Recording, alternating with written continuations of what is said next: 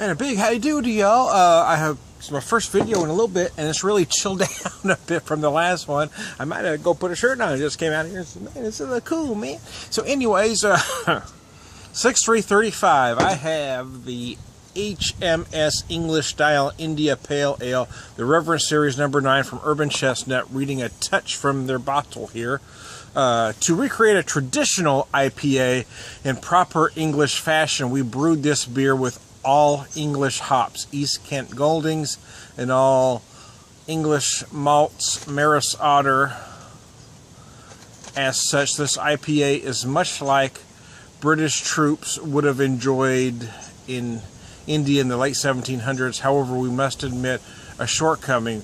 We were not able to sail this beer on any of her or his Majesty's ships before reaching its final destination. So there you go. Kind of a slightly cloudy, pale golden color. Again, 6335. You say 35 IBUs, and people are going to say, well, that's not an IPA. Well, it's not an IPA by American craft standards these days, but this is meant to be a traditional English IPA. And that's a translation that seems to get lost these days. It's a very earthy aroma. Certainly different than, again, modern craft American IPAs are. Not to say it's bad, it's just different. Again, it's very earthy. Decided to pour it into an imperial pint or a nonic pint. Because I had one.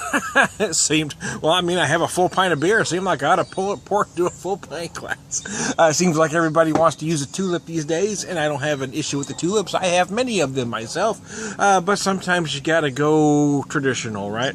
And here we go. This is very interesting.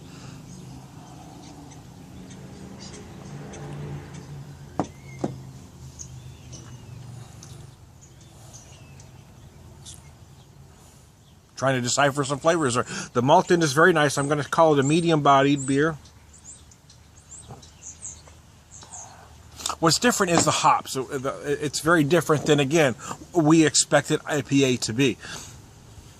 Keeping in mind that this is supposed to be a traditional, British or English IPA. I think they do fine. I mean, I wasn't around 1700s to know how authentic this is, but I'm guessing they pretty much hit the nail on the head, because really that's what Urban Chestnut does.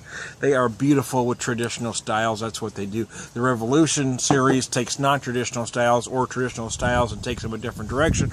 But when they do a traditional style, I mean, they do a traditional style, and that's what makes them so awesome.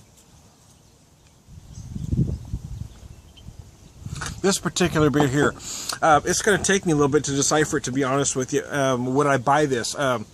This was in a mixed 8-pack. Would I buy a 4-pack of it? Yeah, I probably would again, to be honest, if it was available to me, just because it's so different from anything available now. Again, this doesn't feel like an IPA by today's standards, but let's be honest, it's not supposed to. I mean, unless you can...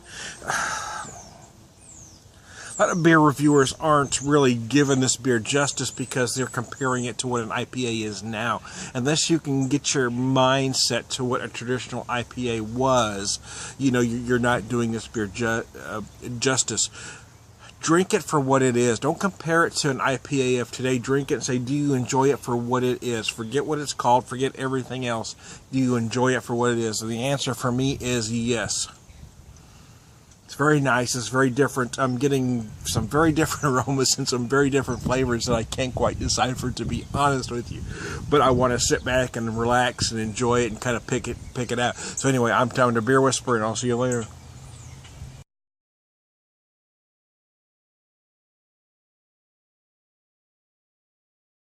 Every once in a while, I'm sitting here and I have an addendum.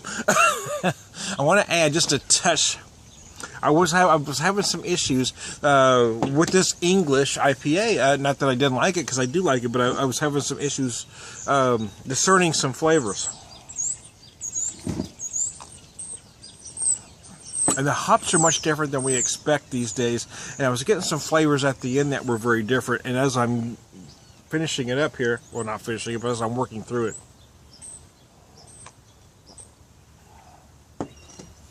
I was noticing these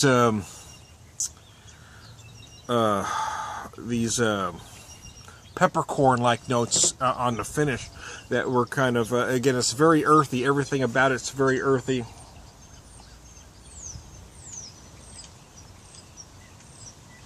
But almost these clove-like notes right at the very end. And it kind of leaves it just a little dry. So anyway, I'm Ton the Beer Whisperer. I'll see you later.